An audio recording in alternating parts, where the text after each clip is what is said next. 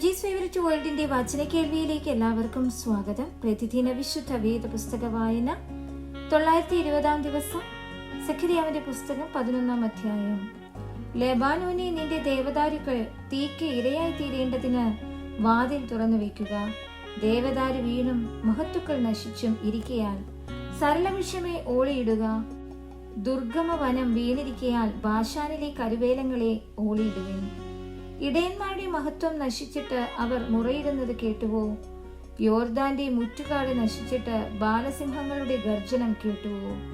എന്റെ ദൈവമായ യഹോവ ഇപ്രകാരം അരുളിച്ചെയ്യുന്നു: അറുപ്പാനുള്ള ആടുകളെ മേയ്ക്ക. അവയെ മേടിക്കുന്നവർ കുറ്റം എന്ന് എണ്ണാതെ അവയെ അറുക്കുന്നു. അവയെ വിൽക്കുന്നവരോ, ഞാൻ ധനവാനായി തീർന്നത് കൊണ്ട് യഹോവയ്ക്ക് സ്തോത്രം എന്ന് പറയുന്നു. അവയുടെ ഇടയന്മാർ അവയെ ആദരിക്കുന്നില്ല.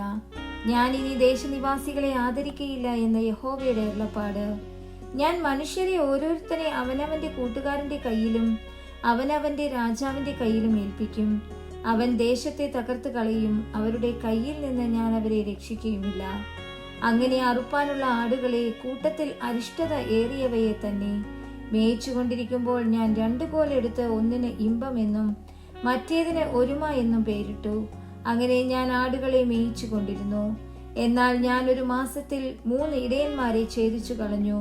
എനിക്ക് അവരോട് വെറുപ്പ് തോന്നി, അവർക്ക് എന്നോടും നീരസം തോന്നിയിരുന്നു. ഞാൻ നിങ്ങളെ മേയ്ക്കയില്ല. മരിക്കുന്നത് മരിക്കട്ടെ, കാണാതെ പോകുന്നത് കാണാതെ പോകട്ടെ. ശേഷിച്ചിരിക്കുന്നവ ഒന്നിന്റെ മാംസം തിന്നു കളയട്ടെ എന്ന് ഞാൻ പറഞ്ഞു. അനന്തരം ഞാൻ ഇമ്പം എന്ന കോൽ എടുത്തു. ഞാൻ സകല ജാതികളോടും ചെയ്തിരുന്ന എന്റെ നിയമത്തെ മുറിക്കേണ്ടതിന് അതിനെ മുറിച്ചു കളഞ്ഞു. അത് ആ ദിവസത്തിൽ തന്നെ മുറിഞ്ഞുപോയി. അങ്ങനെ എന്നെ നോക്കിക്കൊണ്ടിരുന്ന കൂട്ടത്തിൽ അരിഷ്ടതയേറിയവ അത് ദൈവത്തിന്റെ അരുളപ്പാട് എന്ന് ഗ്രഹിച്ചു. ഞാൻ അവരോട്, നിങ്ങൾക്ക് മനസ്സുണ്ടെങ്കിൽ എന്റെ കൂലി തരുവിൻ, ഇല്ലെന്ന് വരികിൽ തരേണ്ട എന്ന് പറഞ്ഞു. അങ്ങനെ അവർ എന്റെ കൂലിയായി 30 വെള്ളിക്കാശ് തൂക്കി തന്നു. എന്നാൽ യഹോവ എന്നോട്, അത് ഭണ്ഡാരത്തിൽ ഇട്ട് കളക, അവർ എന്നെ മതിച്ചിരിക്കുന്ന മനോഹരമായ ഒരു വില തന്നെ എന്ന് കൽപ്പിച്ചു. അങ്ങനെ ഞാൻ ആ 30 വെള്ളിക്കാശ് വാങ്ങി യഹോവയുടെ ആലയത്തിലെ ഭണ്ഡാരത്തിൽ ഇട്ട് കളഞ്ഞു. അനന്തരം ഞാൻ യഹൂദയും ഇസ്രായേലും തമ്മിലുള്ള സഹോദരത്വം ഭിന്നിപ്പിക്കേണ്ടതിന് ഒരുമ എന്ന മറ്റേ കോൽ മുറിച്ചു കളഞ്ഞു. എന്നാൽ യഹോവ എന്നോട് കൽപ്പിച്ചത്, നീ ഇനി ഒരു തുമ്പുകെട്ട ഇടയന്റെ കോപ്പ് എടുത്തുകൊള്ളുക. ഞാൻ ദേശത്തിൽ ഒരു ഇടയനെ എഴുന്നേൽപ്പിക്കും.